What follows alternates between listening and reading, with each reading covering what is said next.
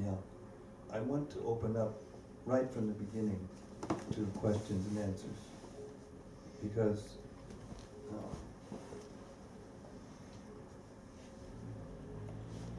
platform preaching, which means a speaker is speaking to a whole bunch of persons, is less effective unless there's some direction from the audience, what you want to hear. Because there's so many things to discuss in Christian consciousness. But everywhere I go, and I go a lot of places, whenever we finish with the so-called lecture and we open it up to questions, that's when it becomes the favorite part of everybody's. Everybody likes that part of the program the best. That's my experience. And anyway, that's what I want to do, with your permission.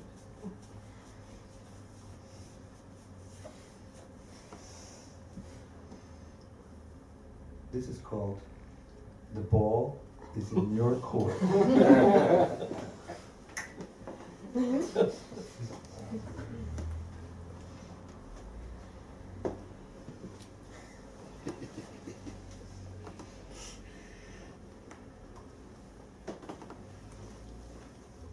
Yes, Maharaj.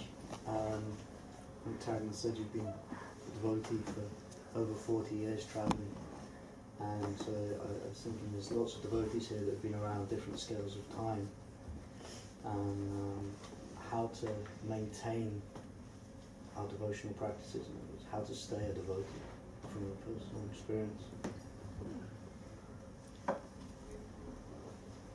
How can we make it a lifetime You have a Gita? achievement? Can somebody pass me a Gita?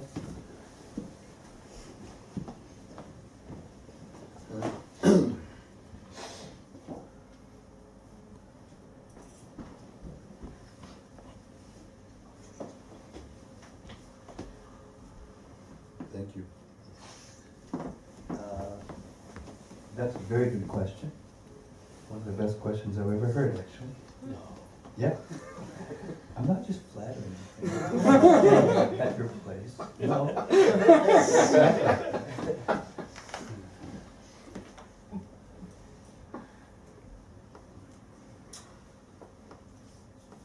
Implied by that question is the fact that every one of us, no matter who we are, no matter what level of accomplishment we have in our spiritual development, will pass through tests. Everyone in this material world, except for Krishna, is under the jurisdiction of time.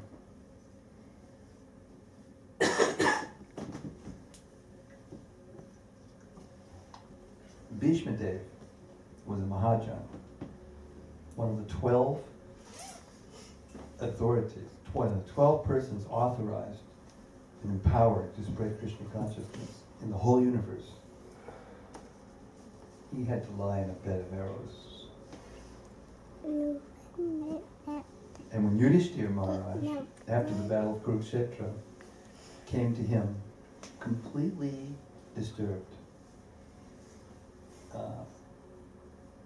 wrought with guilt, feeling that it was because of him that hundreds of millions of men lost their lives, came to Bhishma Dev in that state. The first thing Bhishma Dev said was, no, don't lament over this, because this is providence. This is time. Every one of us is under the jurisdiction of time, even me. So,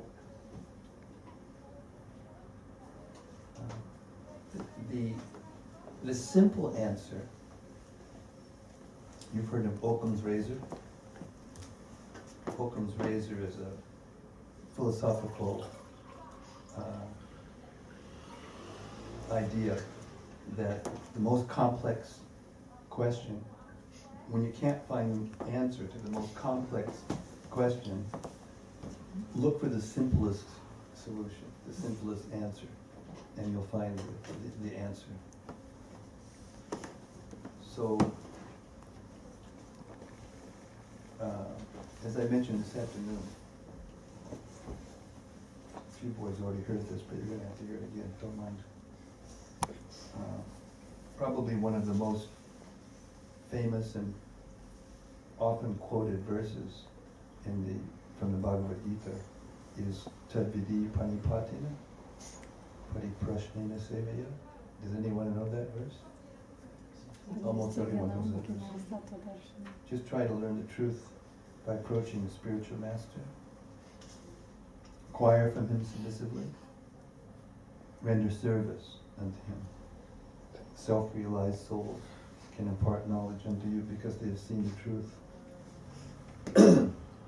So that's one of the most often quoted verses, without a doubt.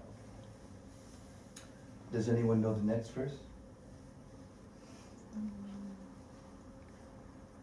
The next verse is even more important, and it's hardly ever quoted.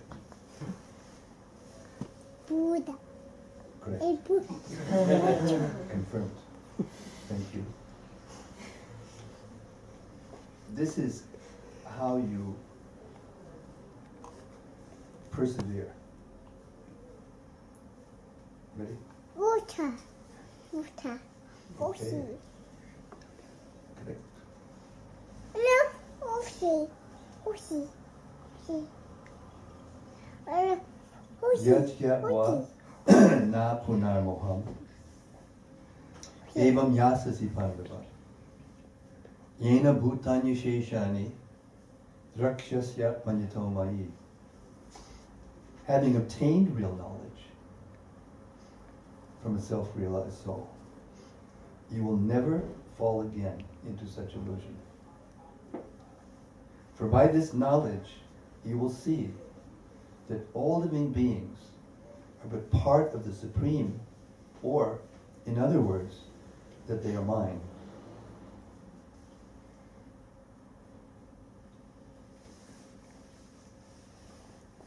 The result of practicing Krishna consciousness, the result of applying the philosophy of the Bhagavad Gita into our own character, into our own behavior, is this.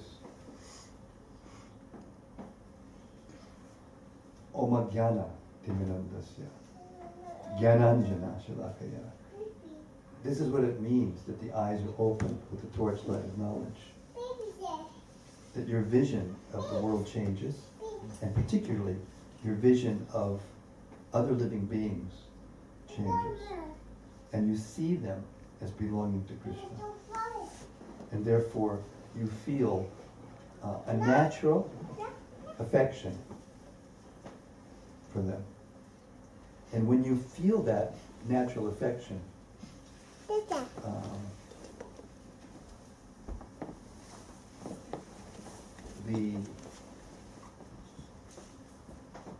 the tendency to quarrel with one another is drastically reduced. Hey, what do you call you, Greg? Everyone's fighting with one another, one way or another.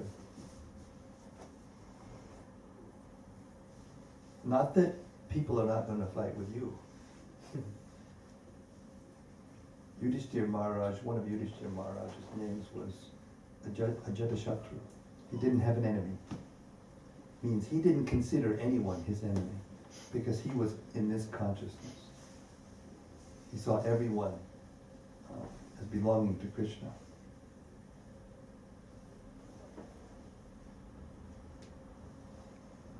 But half the world turned against him.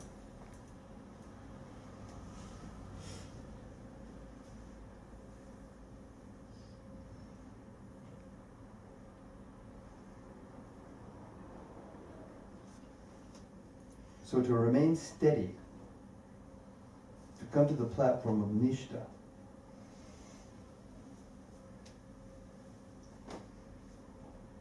our hearts have to be cleansed. We have to be tempered. Steel. They temper steel by heat. Tejas means heat. Tapas means heat.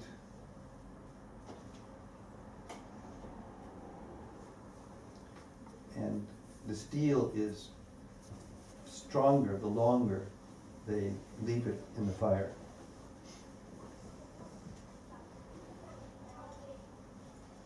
Diamond, one of the hardest, most valuable gems, is nothing but coal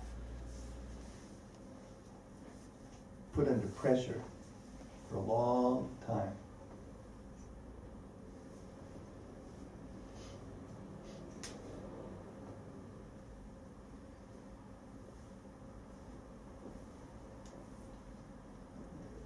In 1974,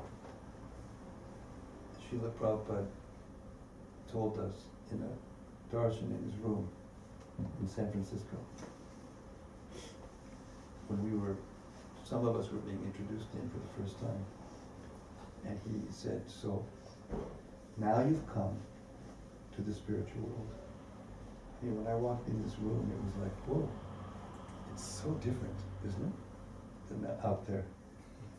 It's like really like a secret, like entering into the inner sanctum or something, you know. He said, so now just don't leave. Don't go. So simple. And your mind will tell you so many things, and somebody else will tell you so many things. The whole world will tell you so many things. Every time you walk down the street, so many things tell you so many things.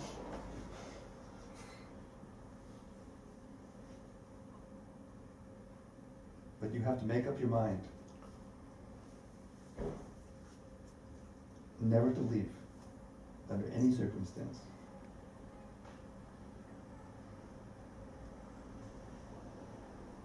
Never to leave the company of Srila Prabhupada's followers.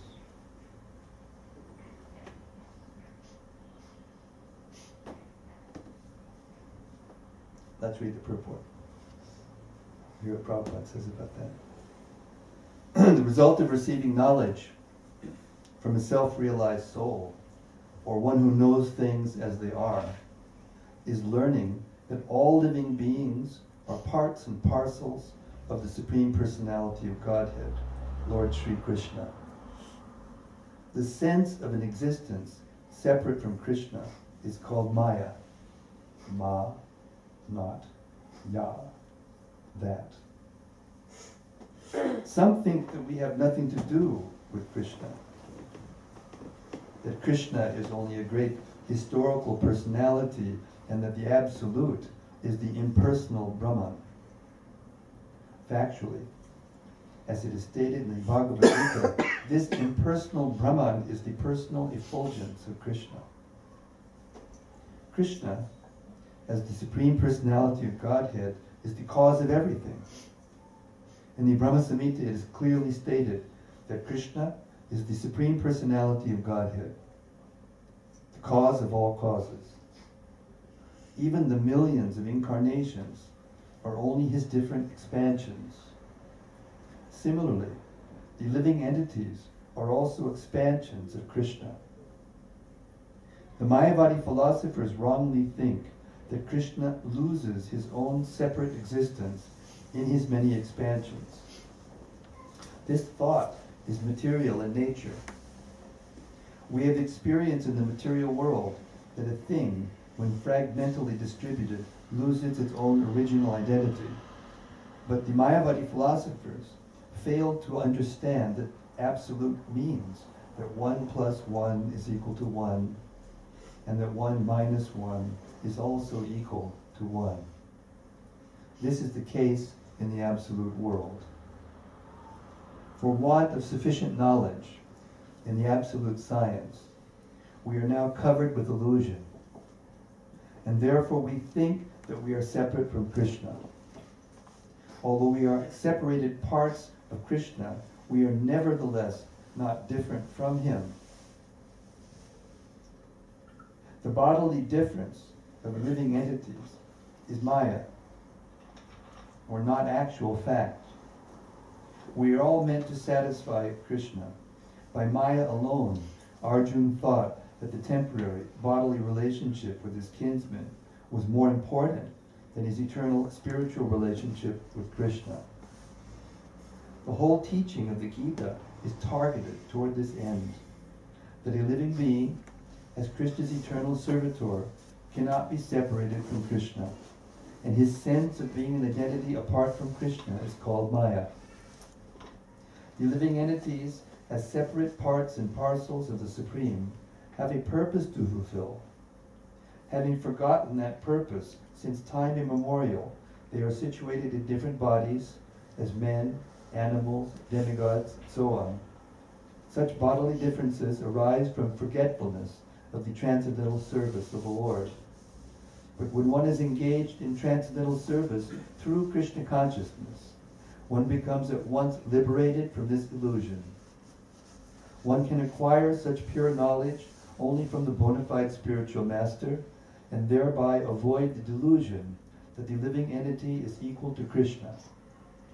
Perfect knowledge is that the Supreme Soul, Krishna, is the supreme shelter for all living entities, and giving up such shelter, the living entities are deluded by the material energy, imagining themselves to have a separate identity.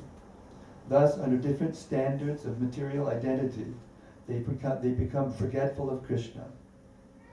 When, however, such deluded living entities become situated in Krishna consciousness, it is to be understood that they are on the path of liberation, as confirmed in the Bhagavatam 2.10.6.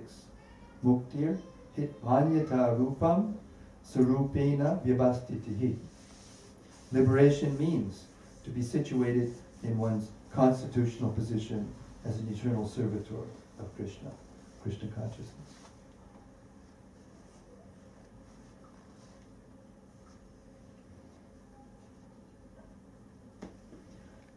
So there's no shortcut. There's no pill that you can take.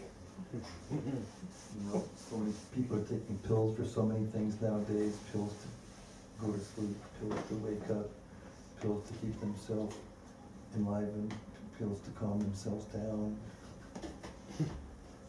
The whole material nature is constructed like that.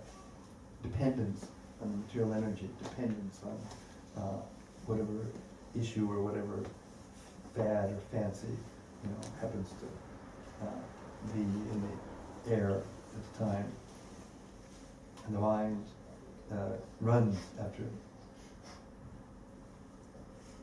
So we have to make up our minds by the use of our intelligence, by the knowledge that's in these books, the teachings that's in the books, and our experience. We have to decide to stay in the spiritual world. And when we do that, then Krishna, he appreciates it so much that he gives us strength, he gives us courage, he gives us patience, he gives us tolerance, and all the things that we need. Humility.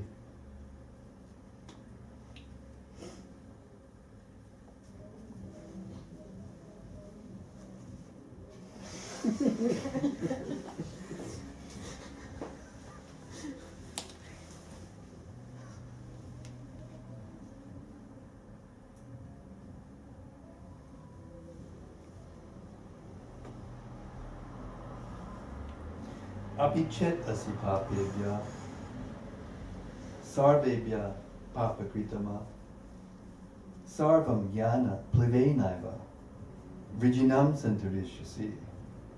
Even if you were considered to be the most sinful of all sinners, here Krishna's taking away your excuse.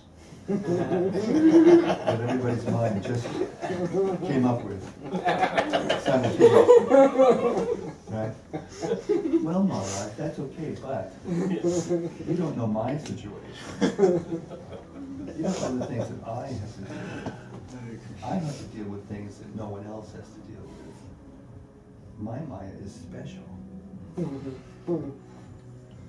I've got a neighbor that plays this.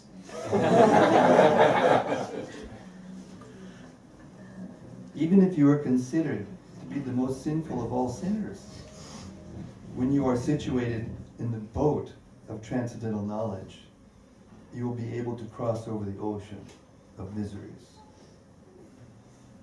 So what that means is, translated into something very basic and simple, you have to learn these books. That doesn't mean you have to be a scholar, that you know the Sanskrit and can quote all the verses, but you have to know the books. You have to know, you have to hear, and you have to understand, and you have to apply the knowledge. There's no shortcut. And as you do that, you become more and more fixed, more and more convinced, more and more, Krishna consciousness becomes more and more tasty. Purport. Proper understanding of one's constitutional position in relationship to Krishna is so nice that it can at once lift one from the struggle for existence which goes on in the ocean of nations. This material world is sometimes regarded as an ocean of nations and sometimes as a blazing forest